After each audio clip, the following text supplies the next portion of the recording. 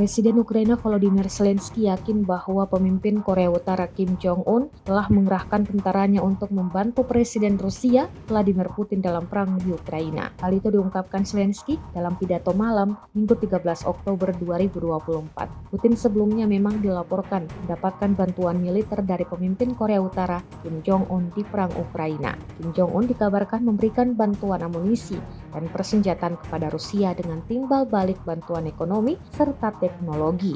Tetapi Zelensky menilai saat ini tidak hanya senjata, namun Korea Utara juga mengirimkan tentaranya ke Ukraina untuk membantu Rusia.